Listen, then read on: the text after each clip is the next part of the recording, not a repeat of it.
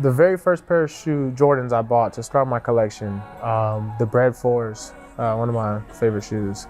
Actually bought them from Bull Bull, a friend of mine plays for the Nuggets now.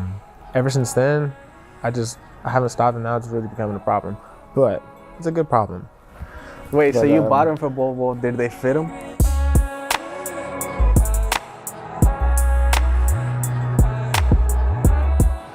All right, y'all, what's up? Welcome to The Vibes. I got Isaiah Simmons with me on this specific episode, linebacker for the Arizona Cardinals. But, we like to get to know our players off the field. You got a big personality. A lot of people don't get to see that side of you. But, I dug in deep. I got to talk to your big bro, Victor Simmons. And he gave me a couple of stories that, I need to confirm with you. I need to get your perspective on it. And it all started when you were younger. You used to play with his friends, playing outside in the football field in the green yard. What truly inspired you to be like, I don't want to play with kids my age, but I want to play with my big brother and his friends? Basically, just being that little brother, I just wanted to be better than him at anything. I didn't really care what it was, anything. I just wanted to be better than him at it. So if that caused me to play with his friends in the backyard playing football, then that's just what it was. And truly, I feel like that's what, allowed me to learn football the way I do and to ultimately just become the player that I've been able to become. Just because my whole life I've just grown up playing with him and then also, my older cousin before we had moved. So yeah, definitely was trying to get after him, just be better than him at everything. Because that's what your older cousin did with Victor, right? Victor used to play with his friends. Exactly. So then Victor was like, you know what? I'm going to bring Isaiah and have him play with me. He actually hated it, though. He hated when I was around. Why, though? Mom, tell him go. I'm the little brother, you don't want the little brother around. But, yeah, I would always sneak my way in there some way. Your moms hated it. Your pops, he kind of enjoyed it because then now you want to go play with kids your age, and you was breaking arms and injuring a kid or two per game. What was that like? Now you went from playing with older kids and then now you're playing with kids your age. What was that experience like? Yeah, so then I would go into Little League football, kids my age, and after the games, I would always remember parents, referees, coaches, they would always, after every game, someone would come up to me and my parents when we were walking out, and they would just give some type of compliment, like, oh, he's gonna be special one day. And I'll never forget this ref when I was Little League. He's like 6'7". That's why, I always remembered him because he was so tall. And he was like, you're special. Like, I'll see you on Sundays one day. And I just never forgot that. I always remembered. But yeah, when I got out there with kids my age, yeah, it got kind of ugly. I was hitting guys, running the balls, running back. How old were you at this point, though? Probably no older than 10. Less than 10. I started playing tackle football second grade, so could be even younger than that. Second grade is that's 6, 7 years old. Yeah. So then when you started playing tackle football at that age, your brother was already, let's say you're in second grade right now. Your brother was what, in sixth grade? Yep, sixth grade? So you're playing with sixth graders and it's just funny. Had no business doing that, yeah. Yeah, but now you put it into perspective. At that moment, your brother didn't want you around, but then listen to what he said. You fast forward to these days. It was like he was actually our age playing with us. It's crazy how fast he caught on and he understood football. So he was more of a smarter player then because he wasn't the biggest, he wasn't the strongest. But now he is the biggest and pretty close to the strongest, and it's crazy to see it all come together. So at that point, he didn't want you around. But then now listening to him say, you know what, it all paid off basically. How does that make you feel?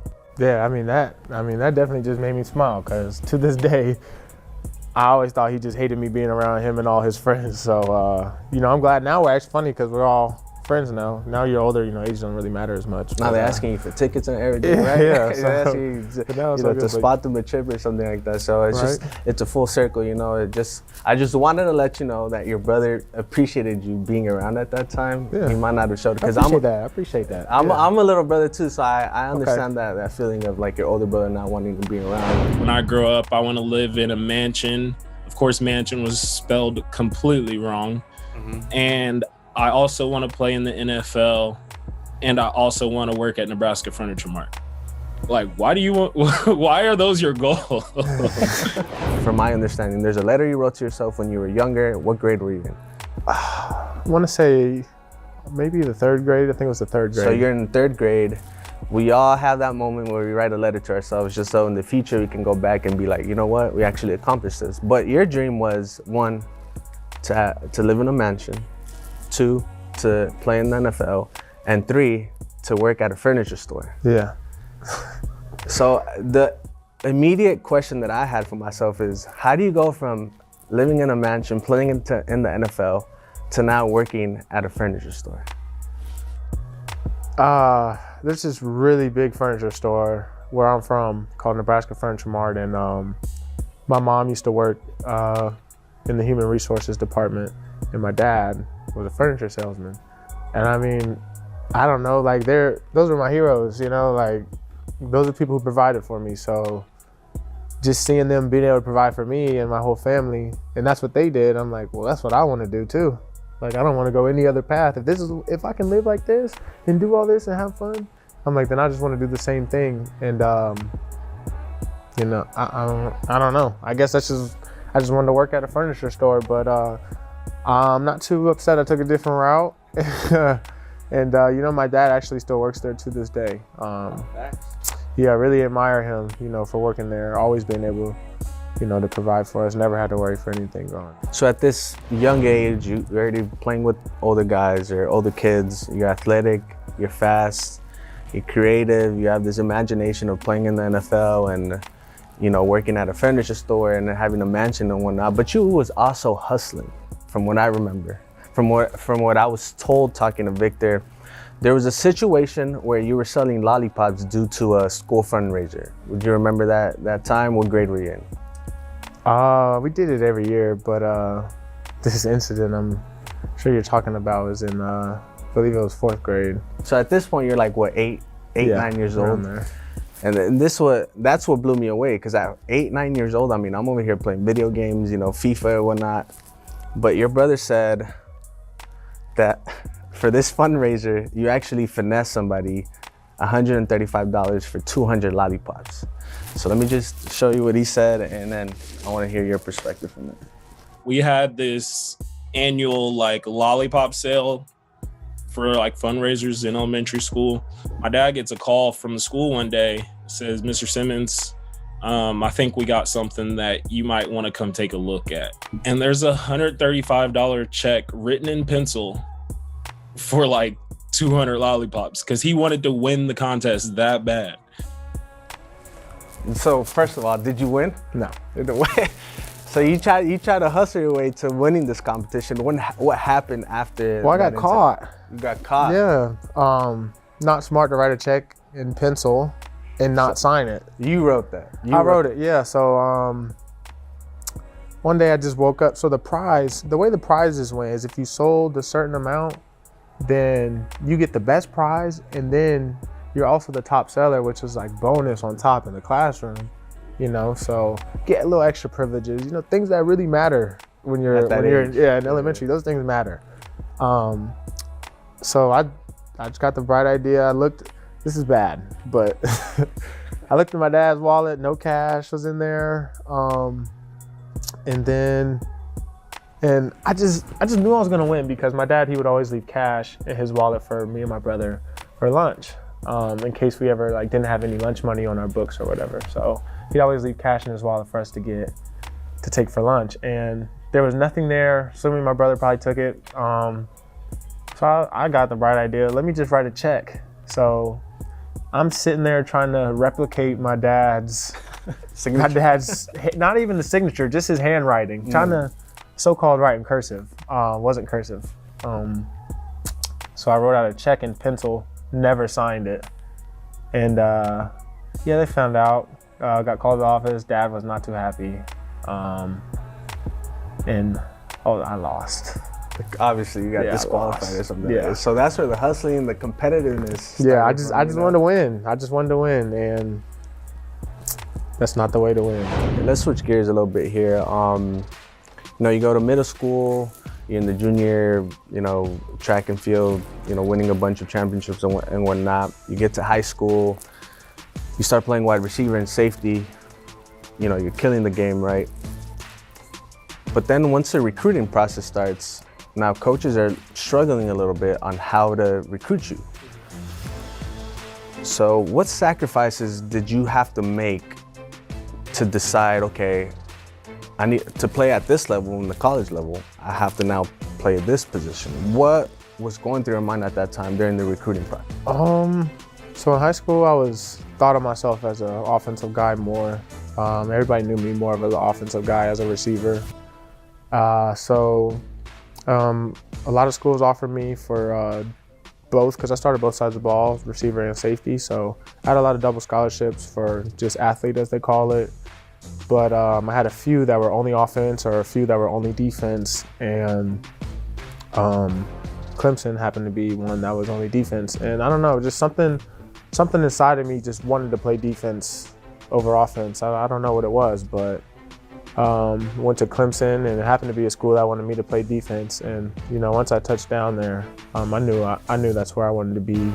Fell in love with it from the get-go, and that was a bit of a struggle because I'm a family guy, and that's like 17 hours away driving. So you're at Clemson now. You're a linebacker. You're one of the better players. Obviously, you got drafted high, but your brother said one day he visited you, and you had this big shoe collection at your apartment. Where did that shoe collection passion, interest start? Was it that from like a younger age, or is it when you got to college? I really started liking shoes, I'd say, in college. I would see a lot of guys just have like all the different Jordans, always getting the new release Jordans.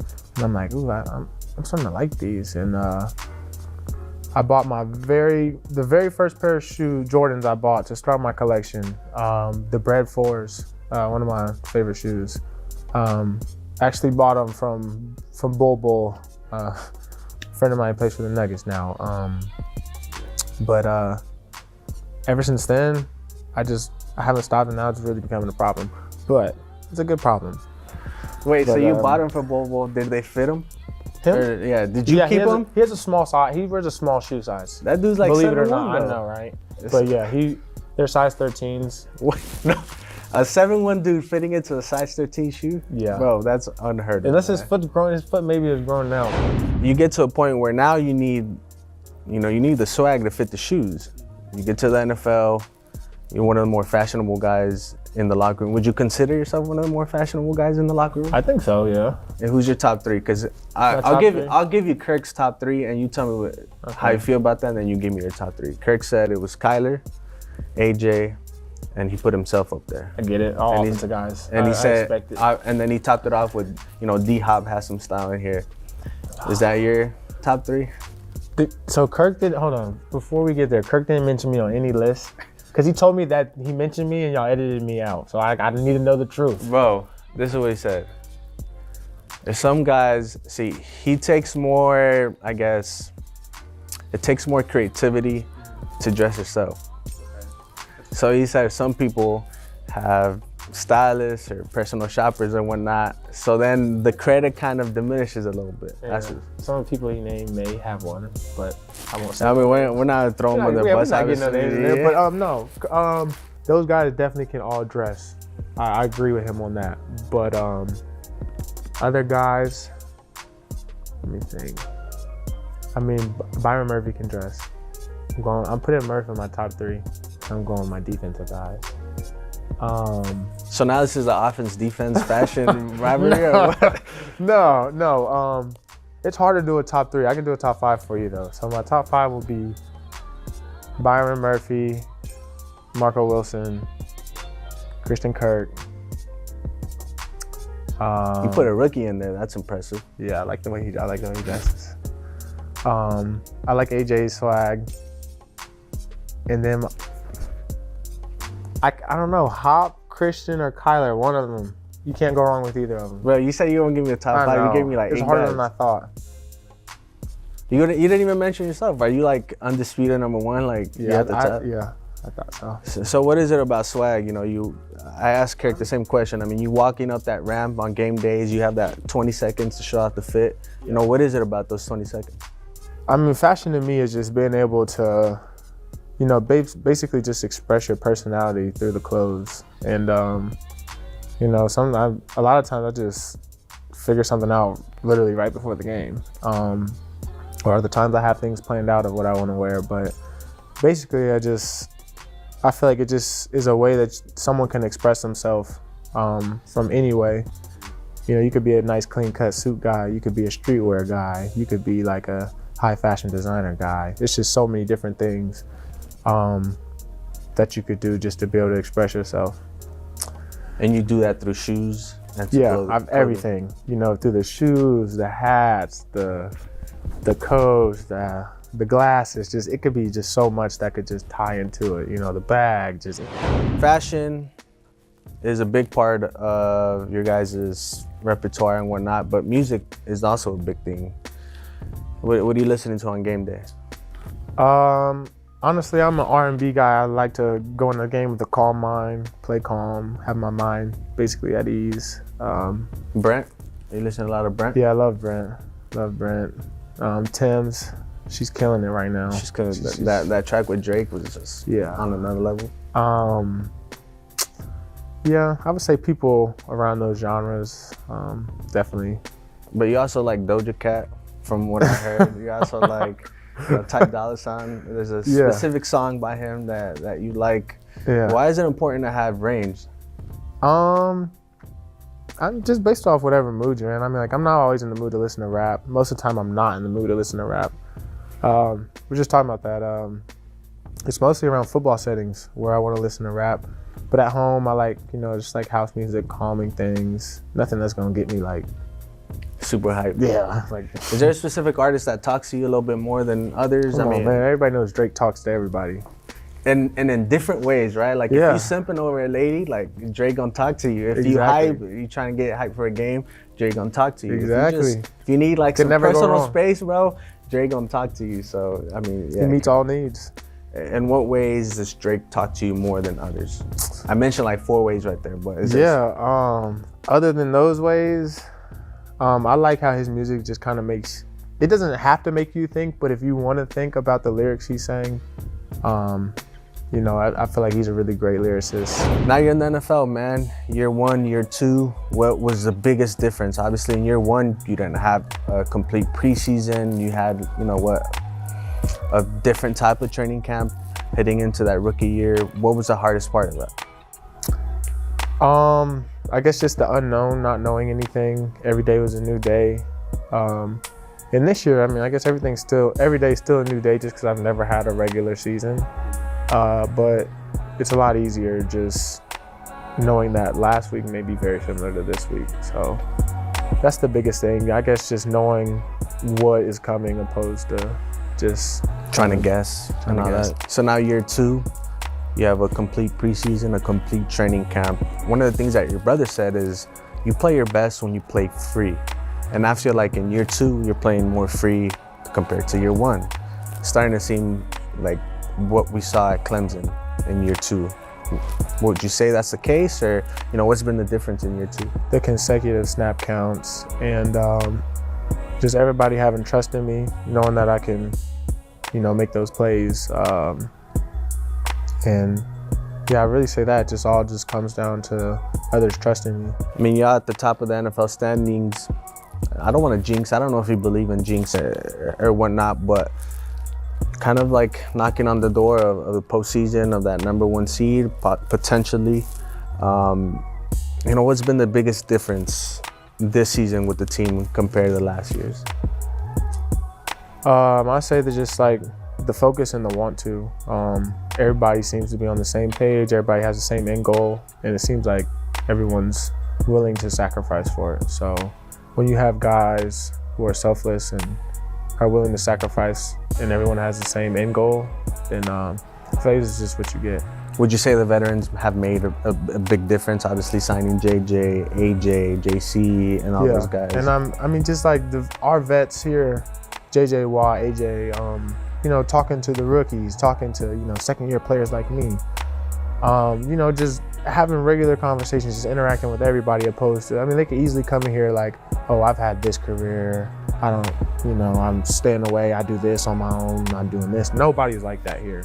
From Hop to JJ to AJ, Rodney, nobody. I talk to Rodney every day. And, that's our offensive center.